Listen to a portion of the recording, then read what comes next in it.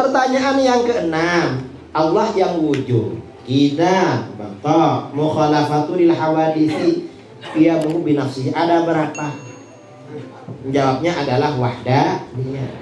Allah itu Maha Esa.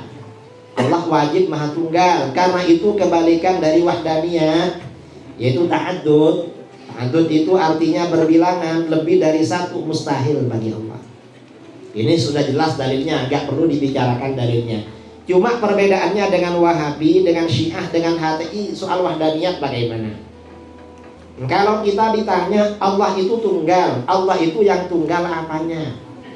Wahdaniyat ini oleh para ulama dibagi menjadi tiga. Yang pertama, Allah itu wahdaniyat dalam zat.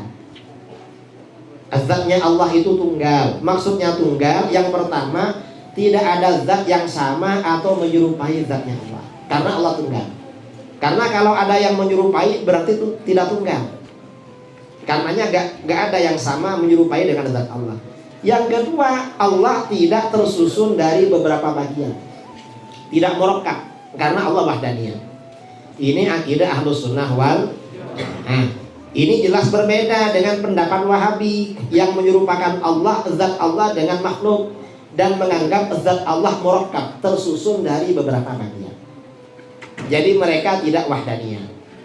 Wahdaniyat yang kedua, Allah itu wahdaniyat dalam sifat. Maksudnya apa? Yang pertama, tidak ada sifatnya siapapun atau apapun yang menyerupai sifatnya Allah. Walaupun sama, itu sama dalam sebutan. Allah wajib punya sifat ilmu.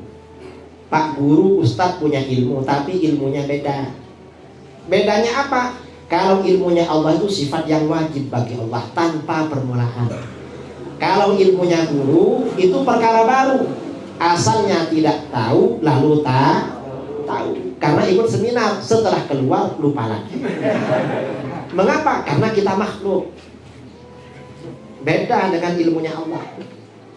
Ini yang pertama. Yang kedua, sifat Allah itu tunggal, seperti qudrat, iradat, dan lain sebagainya, tidak lebih dari satu.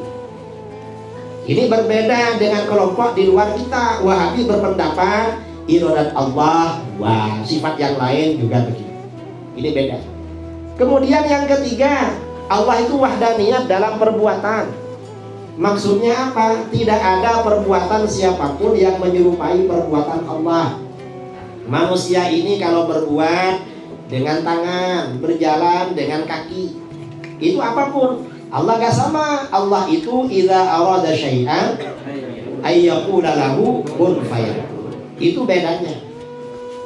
Kemudian yang kedua, makna wahdaniyat dalam perbuatan. Semua perbuatan manusia, sengaja dan tidak sengaja, adalah ciptaan dan ketentuan Allah.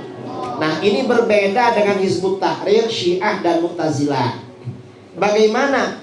Kalau menurut Mu'tazilah, Syiah, dan Hizbut Tahrir, perbuatan manusia yang disengaja adalah ciptaan dan ketentuan manusia, bukan ciptaan dan ketentuan Allah.